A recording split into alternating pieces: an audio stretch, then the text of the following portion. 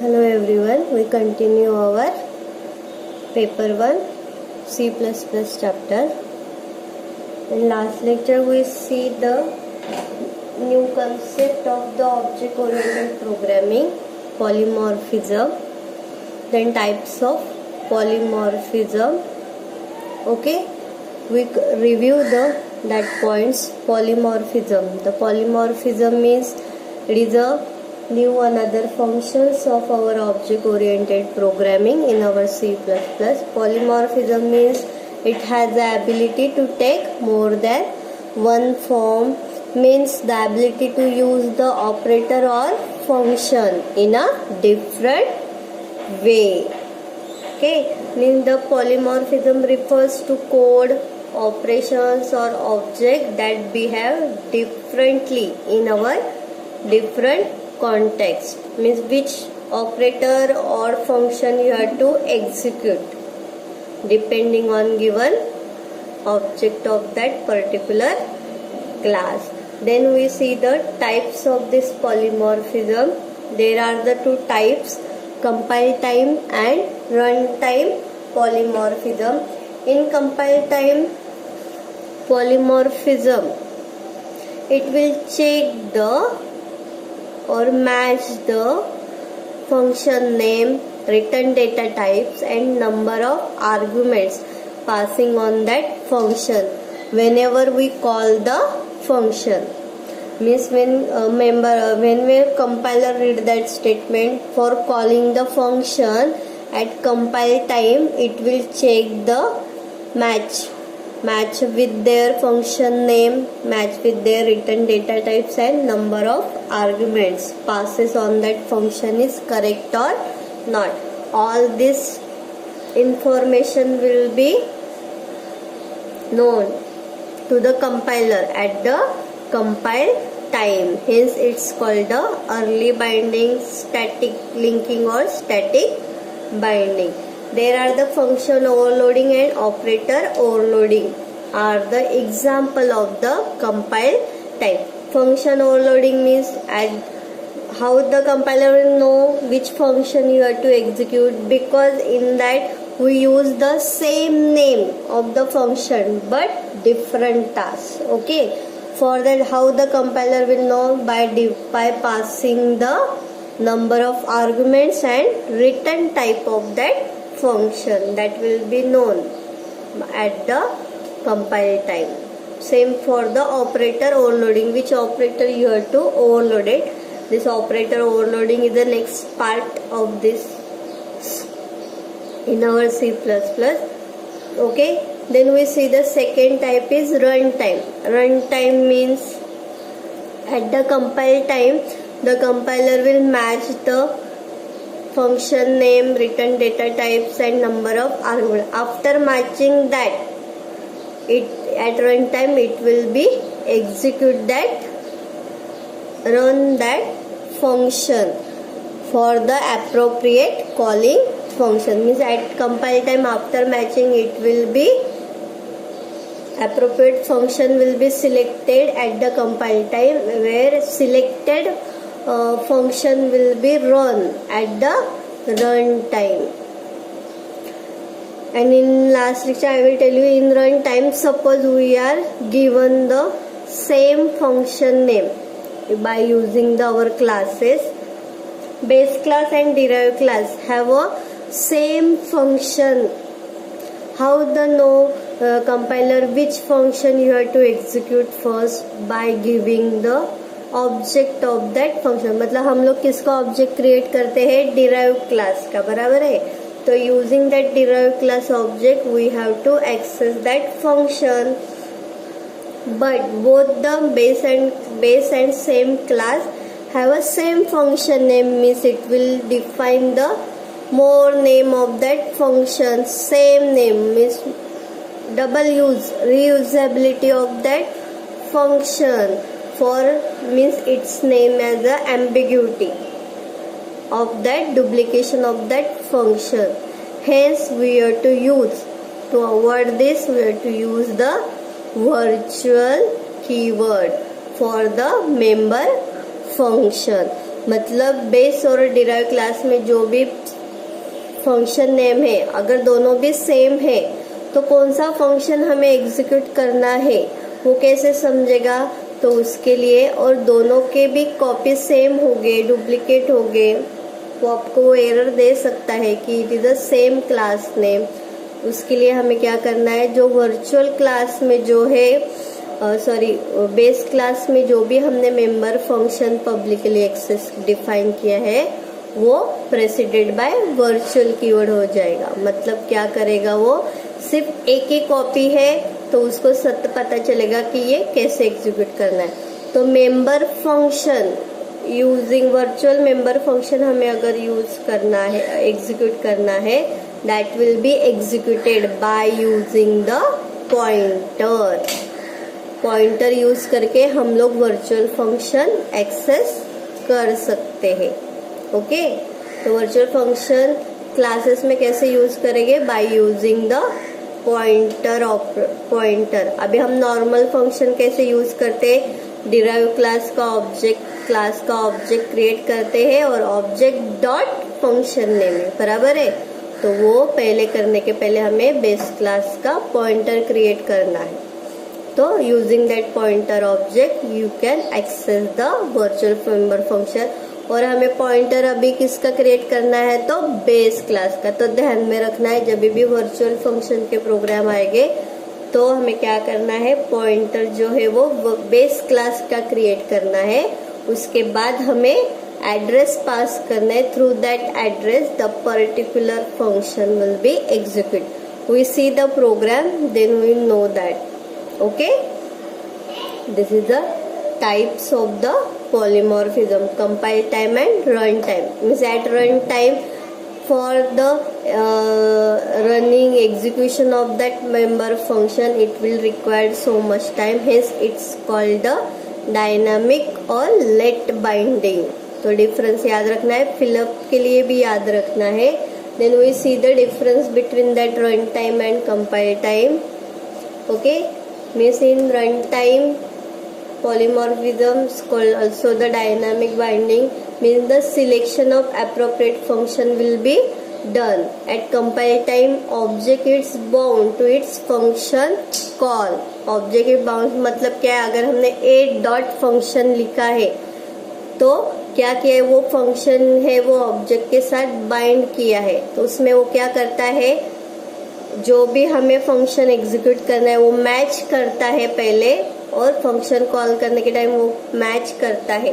तो वो सब कंपाइल टाइम में होता है। Return data type, function name, number of argument passing same और not. At the run time it will after compilation select the appropriate and execute. At runtime, it's require the use of pointer to the object, where compiler does not require a pointer. Then, in dynamic and late binding, not helpful to achieve the greater efficiency, where compile time is helpful to achieve the greater efficiency. Runtime polymorph function call executions are slower, where compile time function calls are faster. The example of runtime is virtual function, and example of compile time polymorphism is normal function call and overloaded function or operator overloading. Okay, then we see the virtual function. Next concept is virtual function. What is virtual function? Why you are using that virtual function? At runtime polymorphism, I will tell you, whenever we use the same function name in both derive and base class, then we have to declare the member function in base class as a virtual using the virtual keyword preceding to its normal declaration. जैसे आपने void cal लिखा है तो void cal के पहले हमें virtual void cal लिखना है। समझ में आया? Whenever you use the same function name in both base and derived class, the function in base class is declared as a virtual and using virtual keyword preceding its normal declaration. where virtual function can access through the use of pointer which is declared as the pointer to the base class। तो ध्यान में रखना है हमें virtual function में क्या करना है, तो पॉइंटर किसका क्रिएट करना है, तो बेस क्लास का। Using this base class pointer we can access the virtual function. Okay, then prototype of base class virtual function and all derived class function must be identical। मतलब क्या है, जो भी हमने मेंबर फंक्शन डिक्लेयर किया है उसका prototype means declaration of member function in base और derive class should be same with their return data type, name of function और number of arguments. Okay, when the function made as a virtual, जब भी हम फंक्शन को virtual declare करते, C++ determine which function to use at run time. तो C++ खुद से कंपाइल टाइम में डिटरमाइन करता है कि कौन सा फंक्शन हमें रन टाइम में एग्जीक्यूट करना है। The based on the type of object pointed by the base pointer. तो वो किससे डिपेंड करता है, the based on the type of object pointed by base pointer. मतलब बेस क्लास का पॉइंटर किसके ऑब्जेक्ट को पॉइंट करता है, तो पॉइंटर क्या करता है हमारा, it will point two the address of another object. तो हम लोग बेस क्लास का पॉइंटर बनाएंगे, वो पॉइंटर को जिसका एड्रेस हम पास करेंगे, डिराइव क्लास का हो या बेस क्लास का हो, उसके फंक्शन एग्जीक्यूट होंगे। Okay, by making base pointer to point to different object it can execute different version of the virtual function. तो अभी हमें क्या करना है, base class pointer to pointer to different object. Base pointer create जो किया है उसको हम लोग दो टाइप से ऑब्जेक्ट क्रिएट कर सकते हैं, वो मतलब बेस क्लास और डिराइव क्लास दोनों के ऑब्जेक्ट को पॉइंट कर सकते हैं, क्योंकि हम बेस क्लास का ऑब्जेक्ट भी क्रिएट कर सकते हैं और हम लोग पॉइंटर भी क्रिएट कर सकते हैं। ओके, तो वर्चुअल फंक्शन का सिंटेक्स क्या है, virtual keyword, return data type, function name and opening and closing braces and opening and closing function of that। okay, then we see the simple function by virtual function। you can also write down this program। okay, मैंने ये simple आपके हिसाब से लिखा है। देखो यहाँ पे मैंने क्लास बेस क्लास डिक्लेयर किया है, क्लास बेस, इसके अंदर publicly virtual void print function है बेस क्लास और डिराइव क्लास में, दोनों में भी सेम है, उसका name return data type same है। तो मैंने प्रिंट फंक्शन को वर्चुअल किया क्योंकि हमें उन्होंने बोला है you have to virtual the function only for the base class. Okay, तो बेस क्लास के फंक्शन को ही वर्चुअल किया है, उसमें लिखा है print base class, then show में it will display the show the base class. Okay, same we declare the derived class derive, it will publicly access the base class, inside that again show the void print derived class, again same function void show derived class। अभी मैंने base class और derive class में दो function declare किए, print and show, दोनों भी same है with their return type, और मैं सिर्फ प्रिंट फंक्शन को वर्चुअली एक्सेस कर रही हूँ, सिर्फ मेंबर फंक्शन प्रिंट को वर्चुअली डिक्लेयर कर रही हूँ। तो वो किस पे डिक्लेयर करना है, बेस क्लास। ये ध्यान में रखना है, वाइवा में अगर पूछा तो भी आपको याद रखना है। तो हम लोग ये वर्चुअल कीवर्ड जो है वो मेंबर फंक्शन में किस में यूज करेंगे, तो only for base class. Okay, we cannot declare this virtual keyword for the derive class, only for base class. क्यों, डिराइव क्लास हम पब्लिकली बेस क्लास को एक्सेस करते हैं। ओके, तो यहाँ पे देखो मेन फंक्शन में इंट मेन फंक्शन में मैंने पॉइंटर क्रिएट किया है base. base is the name of the base class. Star bptr, where bptr is a pointer, where is a pointer of base class base. Okay मतलब ये bptr क्या करेगा, point two the another address, point two the address of another object. मतलब हमें pointer किसका create करना है, base class का. उसके बाद मैंने किया है डिराइव्ड क्लास का ऑब्जेक्ट क्रिएट किया है, डिराइव्ड डी. अभी हम लोग क्या करेंगे, ये डिराइव्ड क्लास का एड्रेस हम bptr को पास करेंगे. तो यहाँ पे देखो bptr इक्वल टू एम्पलसन डी, मतलब क्या किया है हमने, ये डिराइव्ड क्लास का एड्रेस पॉइंटर को इनिशियलाइज किया है. अभी हम लोग ये एक्सेस कर सकते हैं. तो देखो यहाँ पे bptr एरो फॉर. अभी देखो हम नॉर्मल मेंबर फंक्शन कैसे एक्सेस करते हैं, यूजिंग डॉट ऑपरेटर. तो हम लोग जब भी वर्चुअल मेंबर फंक्शन एक्सेस करेंगे तो हम लोग एरो साइन यूज करेंगे. तो ये डिफरेंस आपको याद रखना है सिर्फ. Okay, bptr pointer then arrow print. तो उसको क्या करेगा, virtual function binded at run time. मतलब क्या करेगा, हमने जिसका एड्रेस पॉइंटर को पास किया है सिर्फ उसी के ही फंक्शन एग्जीक्यूट होंगे. समझ में आया.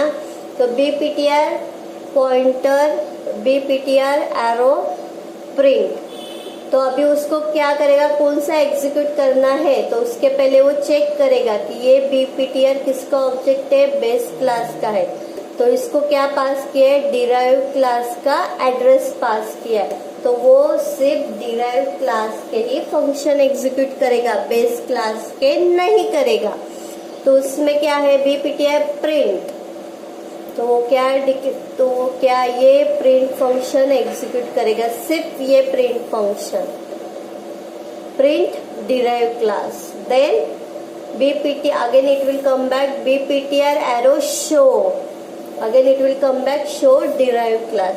अगर आपको ये बेस क्लास के फंक्शन प्रिंट करने हैं तो आप लोग उसमें क्या चेंजेस करोगे, यहाँ पे बेस क्लास का ऑब्जेक्ट क्रिएट करोगे, base B, then bptr equal to ampersand B, then bptr print और शो. तभी ये बेस क्लास के प्रिंट होंगे. Okay, I will show you. अभी ये प्रोग्राम कंप्लीट होने के बाद हम लोग क्या करेंगे, यहाँ पे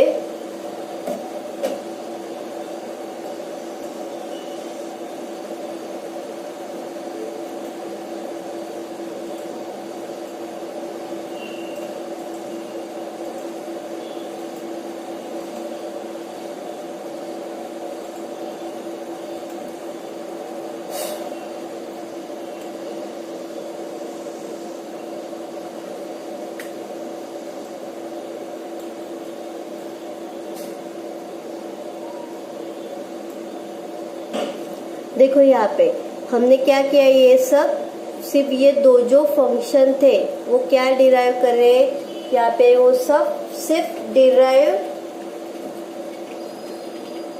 क्लास के ही फंक्शन एग्जीक्यूट हो गए.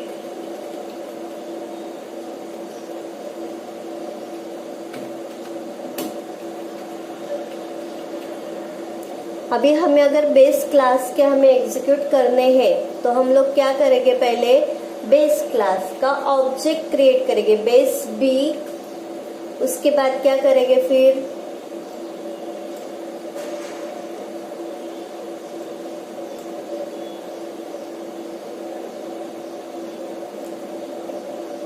बेस क्लास का एड्रेस जो है वो पॉइंटर को पास करेंगे. तो bptr इक्वल टू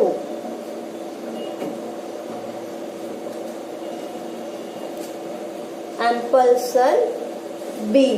मतलब अभी हमने क्या किया, बेस क्लास का एड्रेस जो है वो पॉइंटर को पास किया. तो bptr एरो साइन देन हमें कौन सा फंक्शन कॉल करना है, प्रिंट। तो इसमें कौन सा बेस क्लास फंक्शन कॉल, समझ में आया यहाँ पे।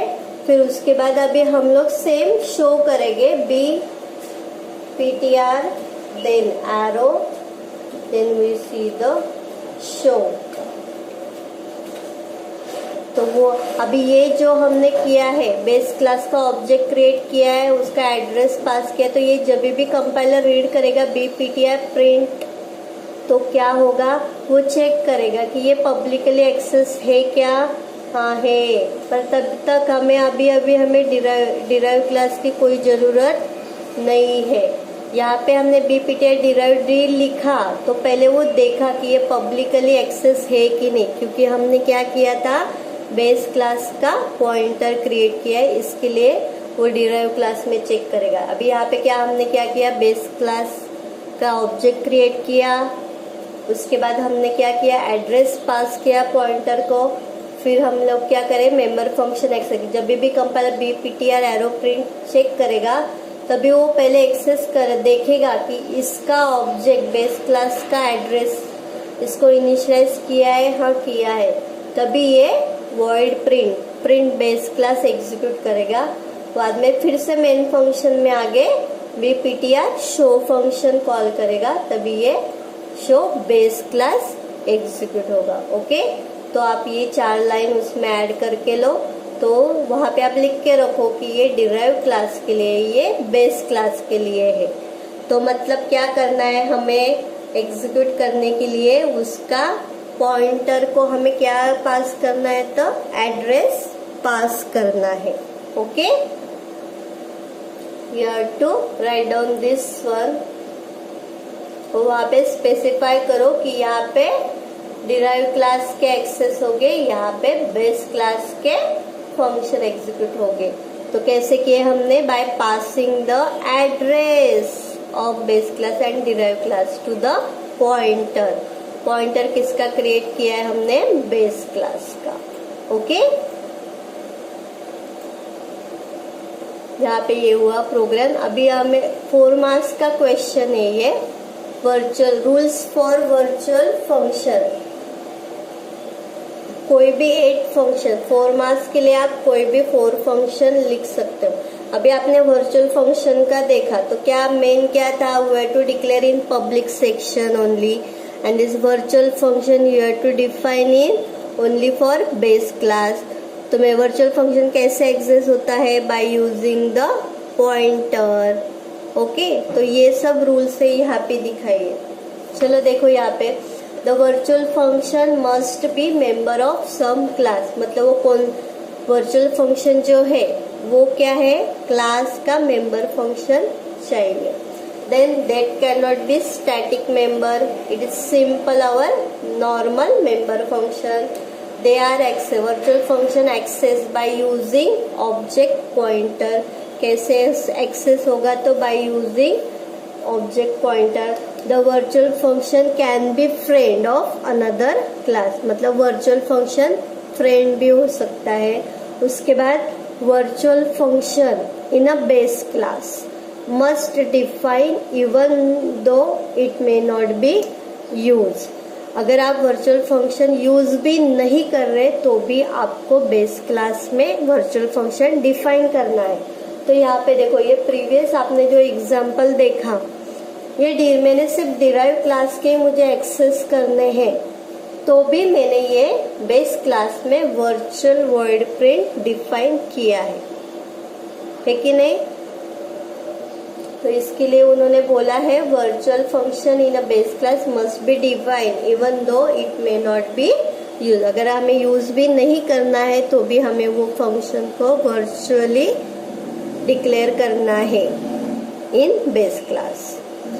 The prototype of base class version of virtual and all derived class version must be identical। जो भी हम virtual function define कर रहे हैं तो उसका prototype means declaration with return data type name of function or number of arguments are not defined, that must be same for base class and derived class.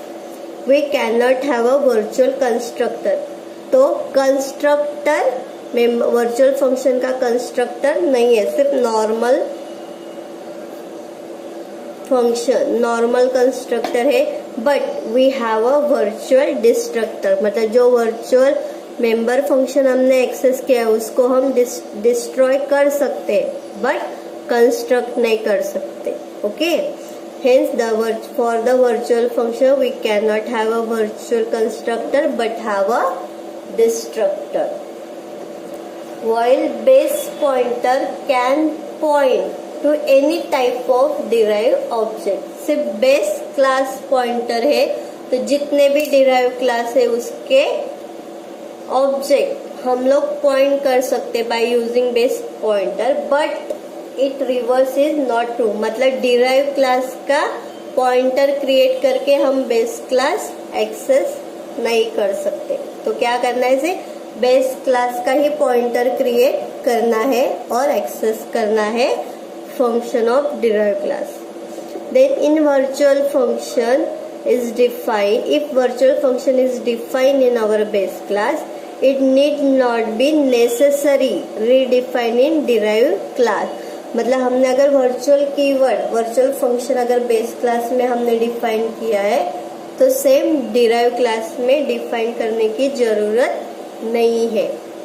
In such case calls will be invoke the base function. तो base class के function execute हो गए. कैसे हो गए? Via pointer. These are the rules for virtual function. Okay, it is also compulsory. It is so simple. Any 8 function you have to remember and you can write down. अगर 3 marks के लिए आया तो 6 पॉइंट लिखना है, 4 marks के लिए आया तो कोई भी 8 पॉइंट्स आपको लिखना है. Okay, then we next start the operator overloading. Next concept is operator overloading. तो अभी फंक्शन ओवरलोडिंग मतलब क्या था कि एक ही फंक्शन नेम था, हम लोग more than one time we have to use the same function name. It's called the function overloading. वैसे ही हमें क्या करना है, अभी ऑपरेटर ओवरलोड करना है. तो ऑपरेटर हमें यूज करना है. तो कैसे ऑपरेटर ओवरलोड होता है वो देखते हैं हम. Okay, the operator overloading means the mechanism of giving some special meaning to the operator. It's called the operator overloading. By giving the special meaning to our operators is called the operator overloading. तो कैसे देखो, in C++ the user defined data types, जो user defined data type है, in much the same way they act as a built-in data type. जो भी C++ में जो भी user defined data types है वो ऐसे हम लोग यूज करेंगे कि it act as the same as our built in data types. Hence it's called the operator overloading. मतलब क्या है, ये यूजर डिफाइंड डेटा टाइप्स को स्पेशल मीनिंग दिया है. मतलब वो क्या करते हैं, बिल्ट इन डेटा टाइप के तरह. ओके, तो यहाँ पे एग्जाम्पल दिया देखो. The C++ permits add the 2 variables of user defined data type with the same syntax as a basic type. जैसे हम सिंपल 2 वेरिएबल ऐड करना है तो a+b करते हैं, बराबर है. तो same we can declare act as a basic data type.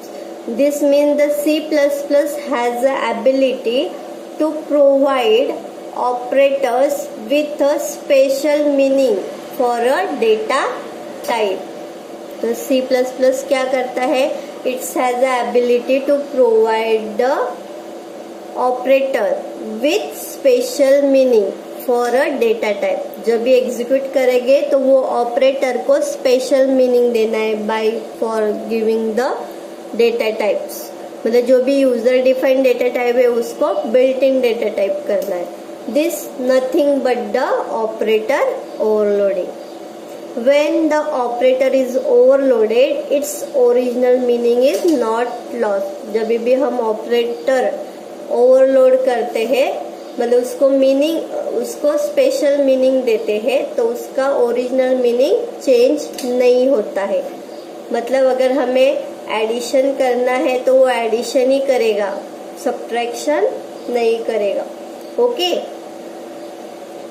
For operator overloading करते हैं तो उसको एक स्पेशल मीनिंग देते हैं तो उसको फंक्शन में कन्वर्ट, मतलब उसको डिफाइन करते हैं तभी उसको ऑपरेटर फंक्शन बोलते हैं. तो ऑपरेटर फंक्शन क्या है? To define additional task to an operator. To define additional task to an operator, a special function is called the operator function. तो ऑपरेटर ओवरलोडिंग क्या है? Giving the some special meaning to operator. तो operator function क्या है? जो हमें task दिया है, क्या ऑपरेटर का क्या टास्क परफॉर्म करना है, that special function called the operator function. Means to define the additional task to an operator, a special function called the operator function. This operator function is used to specify the relation of operator to the class. मतलब ये operator function क्या बताता है? The relation between the operator of the operator to class. Okay. Again for the fill ups you have to remember what is operator overloading and operator function. Okay. This is the operator overloading to provide the or giving the some special meaning to our operator. Then we see the syntax of operator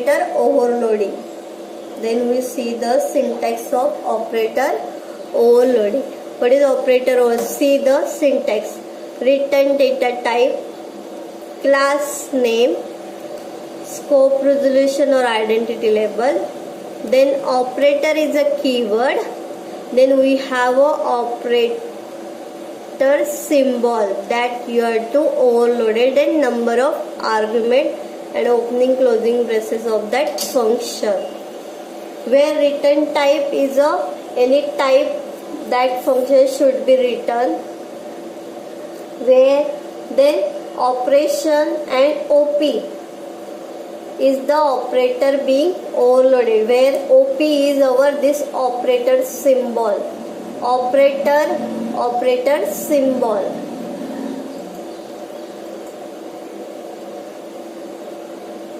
Here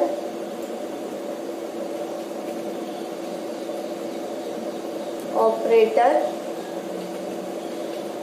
symbol.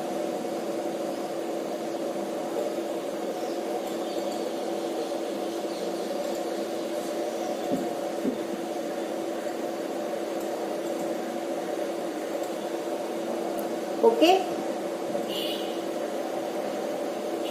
Where the operator symbol is preceded by the keyword operator, the operator symbol means operator OP. OP is the short form of operator symbol, is a operator function. Means this type is called the operator function.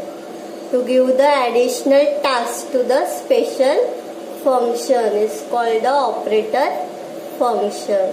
कैसे declare करना है? तो return data type, class name, scope resolution operator keyword, then operator that you have to overloaded, opening closing braces, then we have opening and closing braces of that function. This is the simple declaration of the operator function. Then there are the steps in process of overloading. तो जब भी ये process overloading मतलब steps क्या है, या फिर से एक 3 मार्क्स का अलग से क्वेश्चन है. Operator steps in process of overloading. तो मतलब क्या है? हम ये फंक्शन ऑपरेटर फंक्शन डिक्लेयर करते हैं तो ये डिक्लेरेशन के स्टेप्स क्या है वो हमें बताना है इसमें। तो अनदर क्वेश्चन है 3। अभी फर्स्ट क्वेश्चन क्या हुआ हमारा, what is operator overloading, give one example. We see the example later one. Then we have another question, what is overloading or what is operator function. Then what the steps, enlist the steps involved in process of operator overloading. There are the 3 steps. Again this question for the 3 marks.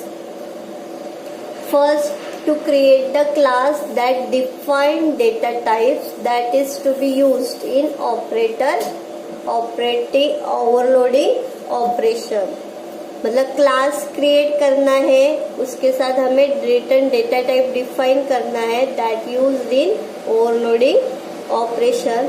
Second है you have to declare the operator function operator OP in public part of the class. तो first इसमें हमने क्या किया, class create किया, मतलब हमारा base class simple है। अभी यहाँ पे ऑपरेटर ओवरलोडिंग में बेस क्लास डिराइव क्लास नहीं, बेस क्लास और डिराइव क्लास सिर्फ इनहेरिटेंस में है और वर्चुअल फंक्शन में। अभी यह ऑपरेटर ओवरलोडिंग हमारा सिंपल प्रोग्राम है। ओके, हमने क्लास क्रिएट किया, उन्होंने बोला है you have to first create the class, in that you have to define the operator overloading operation function. Okay, second point क्या है, you have to declare the operator function using operator OP in public part of the class. Third steps क्या है, define the function to implement the required operation. मतलब ये syntax out of the class. Okay, these are the 3 steps you have to involve or processing of the operator overloading. We see the example of that operator overloading. Here unary operator minus operator will be overloaded. See the where base class will be minus, this unary operator minus will be overloaded. See how the operator overloading will be used. Here class OP unary will be declared. Inside that we declare the variable int no. Here no any visibility label will be, access identifier will be declared, means this no is a private member data. Then in public section we declare the 3 member function, void get data int, मतलब क्या होगा, user से value pass होगा। उसके बाद sorry यहाँ पे ए आना चाहिए, void get data int a, then void show data, then this highlighted bold is void operator minus। तो हमारा सिंटेक्स क्या था, देखो यहाँ पे ऑपरेटर देन कीवर्ड ऑपरेटर और जो हमें ओवरलोड करना है ऑपरेटर उसका सिंबल। तो void return data type operator keyword and कौन सा ऑपरेटर ओवरलोड करना है तो minus, then opening and closing. ये हमने फर्स्ट स्टेप्स क्या किया, क्लास क्रिएट किया, बराबर है, जिसमें हमें ऑपरेटर ओवरलोडेड फंक्शन यूज करना है। तो हमने क्लास क्रिएट किया, उसके बाद सेकेंड स्टेप क्या था, declare the operator function using operator OP in public part. तो हमने पब्लिक सेक्शन में सेकेंड स्टेप किया। थर्ड स्टेप क्या है हमारा, define the function to implement the required operation. अभी ये हमें फंक्शन डिफाइन करना है आउटसाइड द क्लास। तो उसके लिए हमने पहले get data, show data function, void op unary base class name, scope resolution operator, member function get data int A, तो यहाँ पे नो इक्वल टू ए। उसके बाद void show data, void op unary membership label show data C out no. उसके बाद हमें क्या करना है, ऑपरेटर ओवरलोड के लिए void OP unary scope resolution operator, operator minus NO equal to minus NO. उसके बाद हमने मेन फंक्शन में देखो क्या किया है, ओपी यूनरी क्लास का ऑब्जेक्ट क्रिएट किया है, ओपी यूनरी ओबीजे। तो ओबीजे डॉट गेट डेटा 10, जैसे कंपाइलर ये रीड करेगा वो पहले चेक करेगा ऑब्जेक्ट ये क्लास का है कि नहीं, यस है, तो पहले वो चेक करेगा it is a publicly member function और नॉट, यस, तो हमारे ये वॉइड ओपनरी गेट डेटा गेट ये फंक्शन हमारा एग्जीक्यूट होगा। तो ये 10 वैल्यू ए को पास हो गए, फिर ये initialise to variable NO means NO equal to 10। वो करने के बाद हम शो कर रहे हैं C out value is by using show data, OBJ dot show data. जब भी ये फंक्शन कंपाइलर रीड करेगा तो ये शो डेटा फंक्शन एग्जीक्यूट करेगा। तो एनओ का वैल्यू क्या है 10, तो देखो यहाँ पे उन्होंने डिस्प्ले किया वैल्यू इज 10। अभी हमें ओवरलोडेड फंक्शन एग्जीक्यूट करना है, तो उसके लिए हमें यूजिंग ऑपरेटर डॉट कुछ भी नहीं, सिर्फ ऑपरेटर ओवरलोड के लिए माइनस ओबीजे, ये है overloaded function call. Minus OBJ जब भी होगा तभी ये वॉइड ऑपरेटर माइनस ये फंक्शन इन्वॉल्व होगा। एग्जीक्यूट करने के बाद पहले वो चेक करेगा कि यही ओवरलोडेड फंक्शन ये क्लास के पब्लिक में डिक्लेयर किया है कि नहीं, अगर है तो ही एग्जीक्यूट करेगा, नहीं तो नहीं। अभी ये क्या करेगा, ये एग्जीक्यूट होगा तो NO equal to minus NO, NO का वैल्यू नंबर का क्या वैल्यू है 10, तो अभी इनिशियलाइज क्या होगा NO equal to minus 10। Then you have to show using object dot show data, again it will show. देखो यहाँ पे उन्होंने डिस्प्ले किया value is equal to minus 10। This is a operator overloading unary operator overloading function. Okay, simple function है, simple using है। उसके बाद हम लोग ये एक ही ऑपरेटर का है, यूनरी ऑपरेटर का है। अभी हम नेक्स्ट लेक्चर में बाइनरी ऑपरेटर का देखेंगे। Okay, today we stop here. Okay, today we stop here. Operator overloading तक जितना भी है उतना अभी एग्जाम में आएगा। मैंने पहले ही आपको सिलेबस दे दिया है। Mostly you have to read the points. For 11 base दिया है मैंने थ्योरी पेपर अपना यूनिट टेस्ट एग्जाम के लिए, तो उसमें हमें प्रोग्राम्स वगैरह कुछ नहीं है, सिंटैक्स डिक्लेयर किया है। तो आप लोग थ्योरी पढ़ो, मतलब सब operators, conditional, repetitive, decision, function, जो भी मैंने अभी रिपीट किया है अभी भी वो सब रीड करना है। और यहाँ पे ऑपरेटर ओवरलोडिंग तक जितना भी बताया है वो सब रीड करना है। थ्योरी पार्ट रीड करो, मतलब वो फिलअप्स के लिए आपको एमसीक्यू के लिए इजी होगा। Okay, thank you all of you. Today we stop here.